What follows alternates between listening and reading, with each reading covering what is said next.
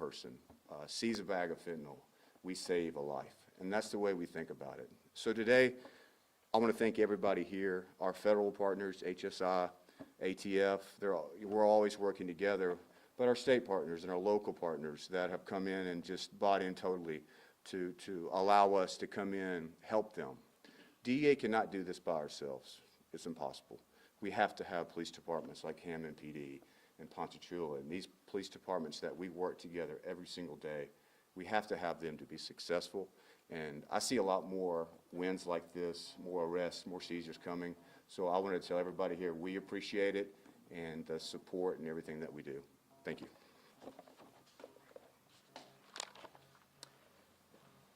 At this time, I'm going to speak briefly in reference to the case which he has referred to. Shortly after creating the Fort team within Hammond or Tangipahoa Parish, we were contacted by Southeastern Louisiana University Police Department. Their quick response, their great work was what able to get this original case and our first case under our belt in the prosecution. But before we get into the details of the case, Southeastern Police Chief Michael Beckner would like to speak a little bit. Good afternoon again. I'm Southeastern Police Chief Michael Beckner. What I want to say, one, as you can say, the collaboration between all the agencies has led to some arrest in this case. First and foremost, we're a community of 10,000 18 to 25-year-olds. And as you heard, it was 18 to 45-year-olds as the leading cause of death. Well, so we have 18 to 25-year-olds that go out and they make mistakes. We did have a student who was poisoned by fentanyl. Our officer's quick reaction was able to administer Narcan and get her some medical treatment, and she's out walking around today because of our officers that did that. Based on the information that we got and the formation of this new team, we immediately contacted them to pool our resources together and start working this case. Southeastern is a learning environment. We want our students to be safe. This was an isolated incident on Southeastern. To be completely transparent, you can look at our Clery stats on our web, and we list all drug offenses and alcohol offenses and major crimes that happened on campus for the last 3 years, and that's readily available to anybody. We were able to work together, get this taken care of, and that way it keeps our community and our campus safe for our students. I'll turn it back over to Chief Bergeron, and he can give you details of the case. So sometime around mid-January, we were contacted by Southeastern Police Department in reference to a poisoning that happened on their campus. This was a non-fatal poisoning. They worked with our fentanyl overdose response team. Our team was able to respond. They were able to get information and begin the investigation. It was determined that these narcotics were brought. It was first off, the victim was a local person to the Hammond or Tangipahoa Parish area.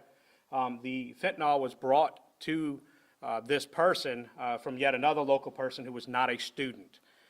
Through the course of the investigation, they were able to identify not only the person who brought the narcotics to the student, but also the person that person purchased the narcotics from. It's so important that we link these people together. As of recent, 2 days ago, we conducted a search warrant on the residence, and we'll be willing to provide a picture of some of the items that were taken and we recovered. I will tell you that it was almost a pound of crystal meth. We had large quantities, or at least some quantities of heroin, cocaine, marijuana, and at least 3 guns, 1 being a rifle. So these are people that are putting these drugs into our community, that are affecting our community, affecting our loved ones. Anybody who thinks that their family can't be affected, count your blessings, because you haven't been affected yet. There's no family, no matter it be economic status or political status or any status, that can feel like they're completely a bubble around them and can't be affected with the narcotics and the issues that we have in our communities. This is not an isolated issue to Hammond. This is a nationwide issue. We have a nationwide issue. We have a regional issue. We have a serious issue with narcotics and fentanyl. In today's day and age, fentanyl, small amounts and doses, can have somebody overdose, and somebody could lose their life. So that being said, several arrests have been made.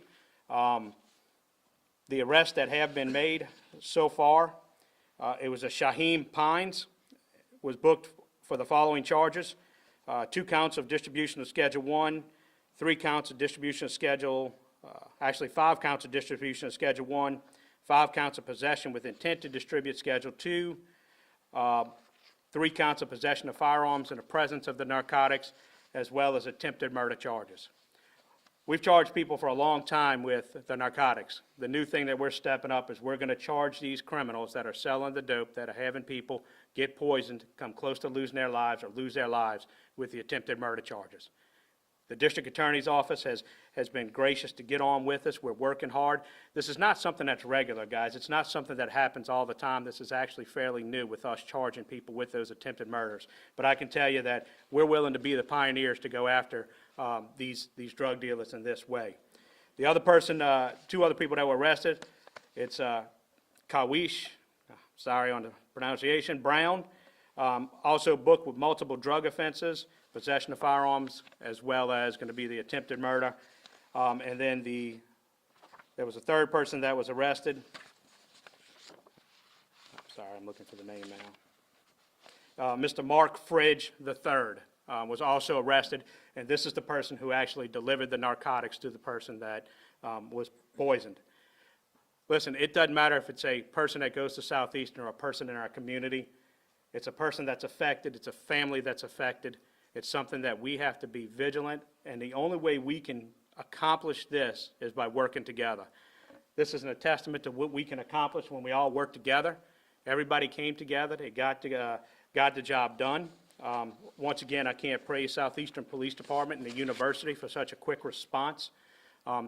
They sit in the middle of our city. They sit in the middle of the city of Hammond. They don't have a bubble around them. People from our community that are selling drugs are going to end up going on that campus, but the fact that they were able to respond, were able to take the actions that they took, the professional way that they handled things, is what allowed us to get to the situation that we're in, that we are now putting these people in jail for attempted murder, for distributing narcotics on our streets that almost killed someone. Anybody else have anything you want to add? Is there any questions? Chief, there's been several drug busts really over the past few weeks, as you know, and until you guys just had one. Are these recent drug busts all a result of this team? No, listen, I think that this is just an additive. The Fort team is an additive team. It's a team that's coming out, just like a detective would come out if there was a major crime. This team's responding. They get called out in the middle of a night if there's an overdose, if there's a poisoning that they need to respond to. So, look, I think that these guys absolutely play a part in that. But that being said, those things probably would have still occurred. This is just a new way and a new approach for us to reach to it. And as Special Agent Seal mentioned, when we went and had that meeting, my goal was to bring the federal partners into an area here in Hammond and to help us in the Hammond area. We've had every city police chief within our parish. I know they've met in other parishes. I hadn't been involved in those, but every police chief within the city or within Tangipahoa Parish is on board with this fentanyl overdose response team. So I think it's in addition to what we currently have. But this is the first case. This is the first major case that we have had as a team and going after the people for the attempted murder. So the incident on the university's campus, that's what essentially spearheaded this team here? No, this team was actually formed prior to that. We started getting the team together. We talked about it. We talked about the challenges that our community was facing. And one of the challenges we're facing, look, Hammond Police Department responds to a lot of poisonings, a lot of overdoses on a weekly basis. It's unfortunate. This fentanyl is no joke, and the people that think it is they just don't understand. They haven't been affected by it yet. But no, this team was being created already. Because we were able to create this team and we were able to get the collaboration with everybody and all the other chiefs on board with Southeastern Police Chief Beckner, for him to jump on board and say, look, I think this is a great idea, and then the case happened afterwards. So it was the fact that we had this team in place, we had the foresight to come up with something like this or to adopt something like this that the DEA does into our region, in our area, and then this case just happened to come through. Have you had a lot of fentanyl poisonings in this area of the state? I can tell you our officers respond to overdoses, I would say probably daily. It's 100%, it's an epidemic. We are dealing with an epidemic in our community, in every other community. Now, just because we say overdose, let's be clear, that doesn't mean it's fatal. These could be non-fatal overdoses, they could be Narcan and brought back, and that happens on a regular basis. But, look, I think that every community is feeling the realm of fentanyl and the overdoses, and I just think it's how you react to it. And that's why it's our job and our goal to react as quick, as swiftly, and to get on board and to go after these people with the cooperation of the district attorney's office to really prosecute these people and make sure that they can't continue to do these things.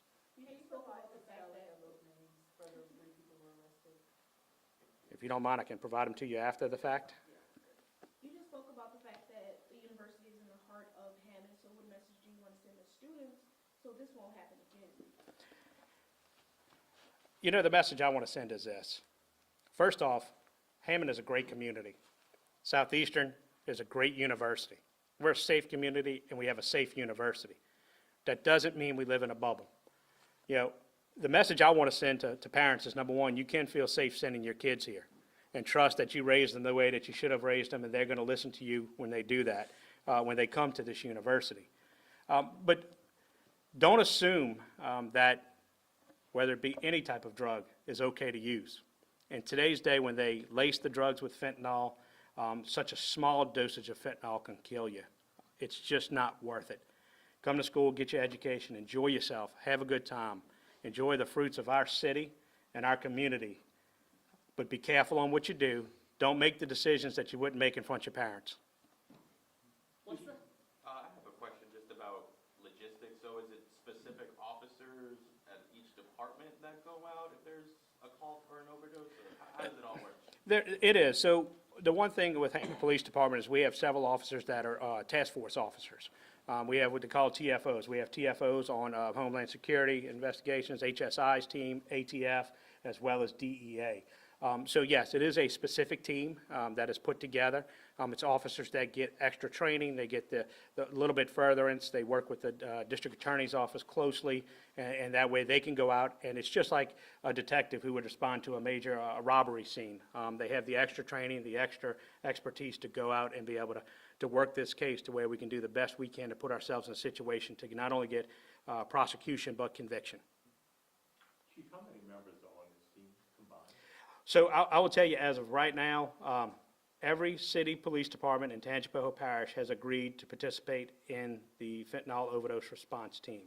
I would tell you that there's 8 to 9 on a regular basis, officers that are assigned and currently working anything that comes out and responding to anything that they believe would be a case that they would be prosecuting or trying to get prosecution on.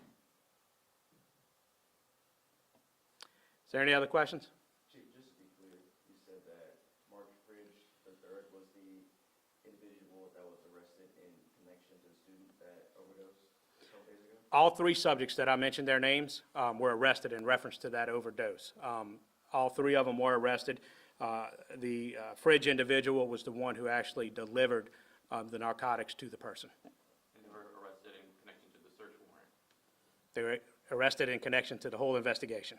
Well, I guess search warrant and then. Yeah, I mean, this is all one investigation altogether, and we were able to make the arrest based on the totality of the investigation. Chief, when were they arrested? When were they all arrested together? They were not all arrested together. The arrests were made on Tuesday. All righty, guys. Well, look, we appreciate y'all coming out. We're excited about this. We plan on giving y'all as much information as possible because this is going to be an ongoing thing. We believe that we're going to be an agency in a region that people are going to follow behind in getting this type of stuff together and making sure that we get the proper prosecution. Once again, I want to thank all my local, federal, and state partners for their participation in this. We as a community of law enforcement individuals have to work together. We only solve this problem by being one team and working together, and I really want to thank you guys for being part of this team. Thank y'all.